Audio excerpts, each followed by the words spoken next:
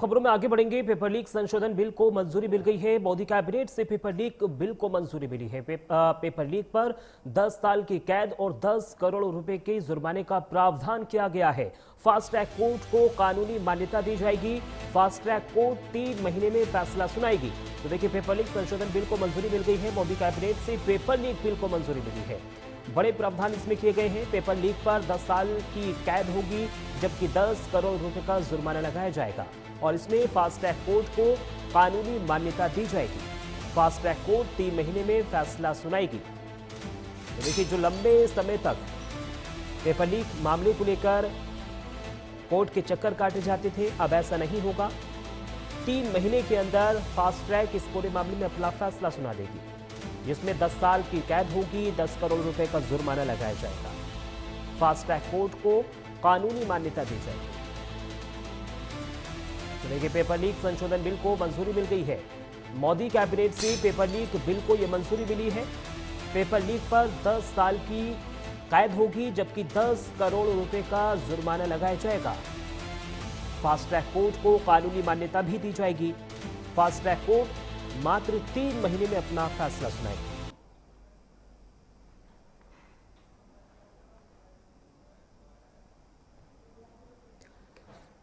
तो देखिए, fast track court को कानूनी मान्यता दी जाएगी, ये डिसीजन लिया गया है। इसी के साथ फास्ट ट्रैक कोर्ट 3 महीने में अपना फैसला सुनाएगी। इसमें 10 साल की कैद होगी, जबकि 10 करोड़ रुपए का भारी भरकम जुर्माने का प्रावधान किया गया है। मोदी कैबिनेट से पेपर लीक बिल को मंजूरी मिल गई है, यानी मोदी कैबिनेट से पेपर लीक बिल को हरी झंडी मिल गई है और अब पेपर लीक होने पर 10 साल की कैद होगी, जो भी इसमें दोषी पाया जाएगा, और उस पर 10 करोड़ रुपए का जुर्माना भी लगाया जाएगा। फास्ट ट्रैक कोर्ट में पूरे मामले की सुनवाई की जाएगी। फास्ट ट्रैक कोर्ट को कानूनी मान्यता दी जाएगी और इसी के साथ फास्ट ट्रैक कोर्ट 3 महीने में अपना फैसला सुनाएगी।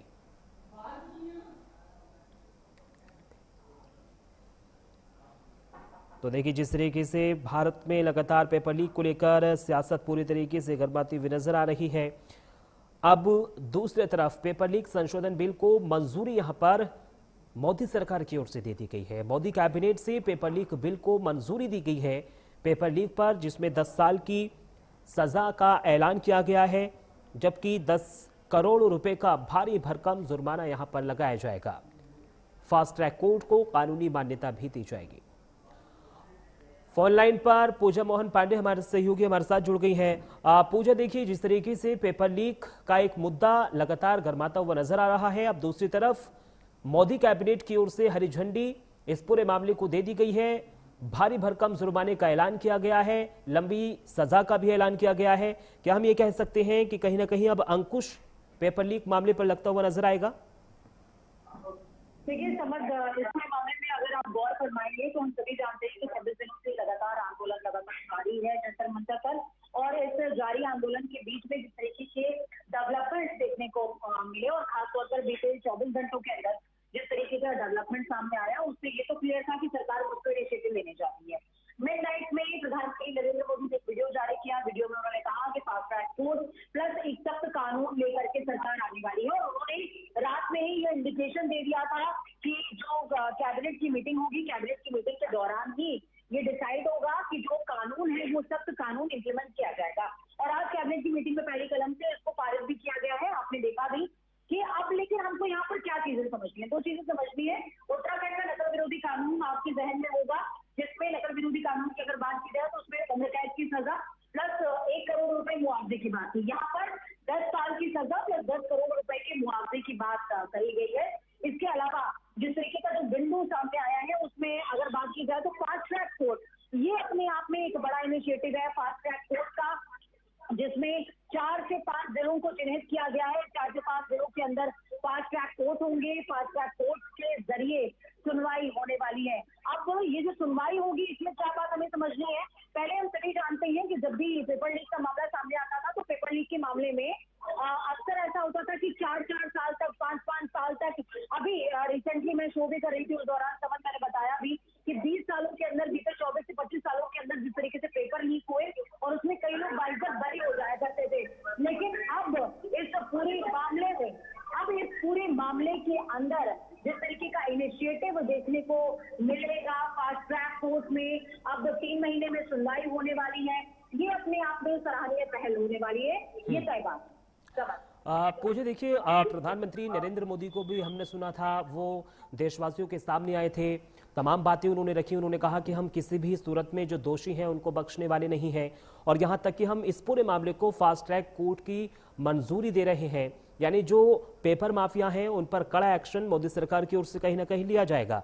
तो क्या हम एक भी कह सकते हैं पूजा कि एक न एक जो अभिभावक हैं, ये जो प्रोटेस्ट एक तरीके से चल रहा है, इस पर भी अब लगाम लगता हुआ नजर आएगा, क्योंकि दूसरी तरफ सरकार की ओर से भी पूरे मामले में हस्तक्षेप किया जा रहा है, लगातार वार्ता की जा रही है। ये जो आपने सवाल पूछा है समद, ये असल में एक दूसरा पार्ट है जिसमें हमें ये समझना पड़ेगा कि सोनम वांगचुक ने 26 दिनों के अपने अनशन के बाद 27वें दिन 27वें दिन माफ कीजिएगा 27वें दिन अपना अनशन ब्रेक किया, और 27वें दिन जब उन्होंने अनशन ब्रेक किया तो उन्होंने 3 मांगों पर जिक्र किया जो केंद्र सरकार ने उनकी मांगे मान ली। उसमें उन्होंने जिक्र किया कि वो बच्चों के ऊपर जो केस दर्ज हुए हैं उसको वापस लेने की बात कर रहे हैं, प्लस सरकार का रवैया डिस्कशन को लेकर के सदन में पॉजिटिव हो इसकी बात कर रहे हैं, वो हुआ है।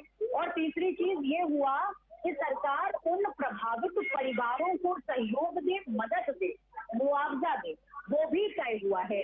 अब इस बीच हमें दूसरा पक्ष क्या समझना है, बीजेपी के संयोजक अभिजीत दीपके ने उस अनशन के ब्रेक होने के बाद भी ऐलान किया था कि जब तक धर्मेंद्र प्रधान का इस्तीफा नहीं हो जाता तब तक यह आंदोलन लगातार जारी रहेगा। जिसके बाद ये डिसाइड हुआ कि जेपी नड्डा और जितेंद्र सिंह की मुलाकात बीजेपी के उन तमाम 2 सहयोगियों के साथ होने वाली है जो बड़ी जिम्मेदारी पर इस समय तैनात रहेंगे। पहले भी जो मीटिंग हुई थी जेपी नड्डा की आवाज पर, वो आपको याद रही होगी। उस मीटिंग के दौरान भी उन्होंने ये आरोप लगाया कि जेपी नड्डा ने उन्हें 5 घंटे बैठाए, उसका मीटिंग नहीं हुई, फोन उनसे ले लिया गया, तमाम बातें निकल करके सामने आई। उसके बाद ये तय हुआ कि कोई एक तटस्थ स्थान निकालिए जहां पर बातचीत हो, अब हम आपकी आवाज पर नहीं आएंगे। तो ये तय हुआ कि कॉन्स्टिट्यूशन क्लब में मीटिंग होने वाली है, जिसके लिए सौरभ दास, जिनका अभी आप जिक्र भी कर रहे थे कुछ देर पहले, पहली खबर में आपने जिक्र भी किया था, और साथ में आशुतोष रांका वहां पर पहुंचे हुए थे।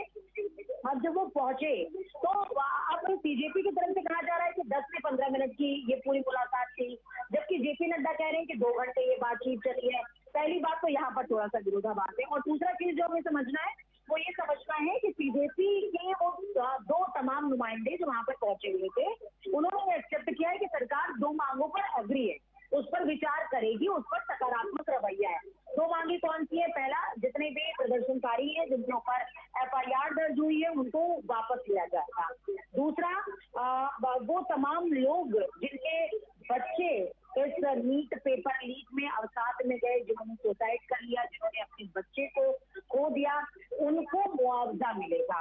ये एक बड़ा इनिशिएटिव जरूर सामने आया, और प्रोडक्शन के दौरान भी जिन बच्चों ने अपनी जान गंवाई है, जिनकी संख्या 15 से 20 बताई जा रही है समझ, और ऑफ द रिकॉर्ड हो सकता है ये और भी ज्यादा हो, उन बच्चों के परिजनों को भी मुआवजा मिलेगा, ये बात सामने आई है। और तीसरा चीज, जब निकल करके आए सौरभ दास बाहर और आशुतोष रांका, उन्होंने कहा कि प्रधान के इस्तीफे से कम पर कुछ भी स्वीकार नहीं है, और ये बात हमने एकदम मजबूती के साथ अपनी मीटिंग में रखी है, जो मीटिंग हमारी हुई।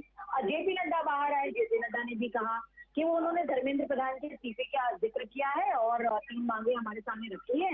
हालांकि धर्मेंद्र प्रधान के इस्तीफे का जिक्र जेपी नड्डा ने वहां पर नहीं किया, लेकिन उन्होंने कहा 2 मांगों पर सहमति बनी है, 1 मांग पर सहमति नहीं बनी है, और हम कोशिश कर रहे हैं कि हम बातचीत कल दोबारा करें और एक पॉजिटिव नोट पर ये चीजें खत्म हुई। अब इसके अलावा सुप्रीम कोर्ट में PIL दाखिल हो गई, जिसमें NIA के एंगल से इस पूरे के पूरे घटनाक्रम की जांच की बात भी सामने आई है समझ।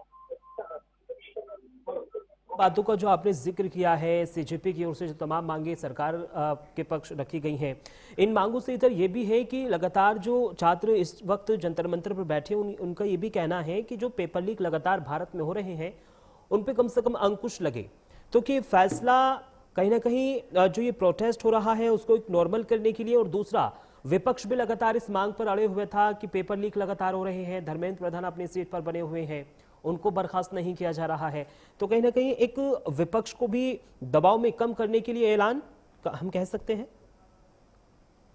बिल्कुल, देखिए हम सभी जानते हैं, समझ, हम खबरों की दुनिया में रहने वाले लोग हैं और हमें